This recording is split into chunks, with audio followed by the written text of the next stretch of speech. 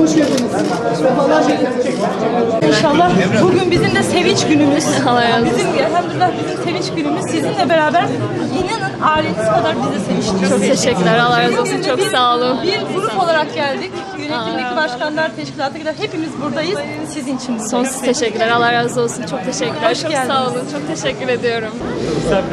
Kudüs'e yaptığı ziyaretin ardından 11 Haziran'da Türkiye'ye gitmek için geldiği Tel Aviv'deki Ben Gurion Havalimanı'nda Siyonist İsrail tarafından gözaltına alınan Ebru Özkan bir ayı aşkın sürenin ardından şartlı tahliye edildi. Akabinde 11 Temmuz'da serbest bırakıldı. Türkiye vatandaşı olan Ebru Özkan'ın mahkemeye çıkarılırken ellerindeki kelepçe ve ayaklarındaki pranga bizlerin yüreklerini dağladı.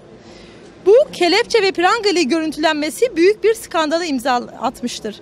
Hüdapar olarak İsrail'in bu prangalı zihniyetini bizler de hem toplumda hem de sosyal medyada tepki gösterdik. Tüm Müslümanların gerekçe gösterilmeden yapılan bu zulme dair tepkileri sürerken Özkan hakkında şartlı tahliye kararı verildi. Fakat şunu da altını çizmek istiyorum. Biz İsrail denen Siyonist yapıyı devlet olarak tanımıyoruz. Vereceği bir karar da bizim için yok hükmündedir. Bugün 15 Temmuz. Bugün 15 Temmuz'un yıl dönümünde bizlere güzel bir haber ulaştı. Ebru Özkan bugün saat 21.45 uçağı ile Tel Aviv Ben Gurion Havalimanı'ndan İstanbul'a dönüş yaptı. Hüdapar olarak bizler Özkan ülkeye dönene kadar bu davanın takipçisi olduk. Genel Başkan Yardımcımız Erdal Elibüyük, işgalci Siyonist tarafından esir tutulan Ebru Özkan'ın babasıyla birebir görüştü, dava sürecini yakından takip etti. Bugün gelen bu güzel haberle Ebru Özkan'ın ailesiyle aynı sevinci yaşıyoruz. Ülkesine dönen Ebru Özkan'ı karşılamak mutluluğunu paylaşmak için şu an buradayız. Hüdapar İstanbul Kadın Kolları için bu dava hukuki değil siyasidir. Birlik olup gösterdiğimiz tepkiler nihayet sonuç vermiştir. Umarım tekrar bu tür vakaları tekrar yaşamayız. Ebru kızımızın bütün Türkiye'ye, bütün dünyaya mal olan bir duruşu var. Yani o zor şartlarda bile vakurluğunu, ağırlığını, dirayetini kaybetmedi.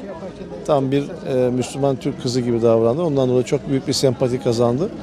İnşallah süreç daha da iyi olacak, daha da iyi gidecek. Aslında bunlar hep yıldırma maalesef. Kudüs'ü sahip çıkmamız, Kudüs'ü bırakmamamız gerekiyor.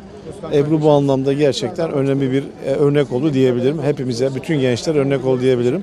Tebrik ediyorum kardeşimizi. Ebru Özkan kardeşimize geçmiş olsun dileklerimizi ilettik. Bugün onu orada özgürlüğüne kavuşmuş olarak karşılamaktan çok büyük mutluluk duyduk, duygulandık. Yaşadığı süreç içerisinde hüzünlenerek meseleyi takip ettik. Bir an önce serbest bırakılması için hem milletvekilleri nezdinde, parlamento nezdinde hem Dışişleri Bakanlığımız hem de en üst düzeyde devletimizin başkanı Sayın Cumhurbaşkanımız süreci yakinen takip ediyordu. Bugün özgürlüğüne kavuşmuş olması olarak 15 Temmuz günü Türkiye'ye dönmesinden, ailesine kavuşmasından çok mutlu olduk, çok gururlandık, çok duygulandık.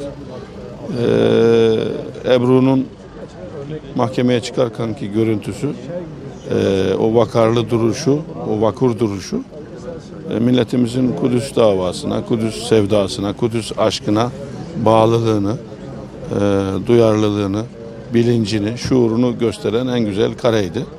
Bu hem İsrail'e hem de bütün bir dünyaya gösterilmiş en anlamlı fotoğraf ve en anlamlı duruştur. Bir Nene Hatun duruşu vardı.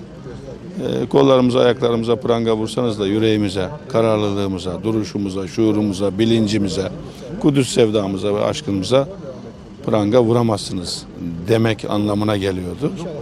Kardeşimize geçmiş olsun diyoruz. Biz inanıyoruz ki Rabbim yapmış olduğu bir kutsal yolculukta çekmiş olduğu çileyi onun hanesine ecir olarak kaydedecektir. Biz bütün vatandaşlarımızın Kudüs'e kararlı bir şekilde ziyaretlerine artırarak devam ettireceğine inanıyoruz.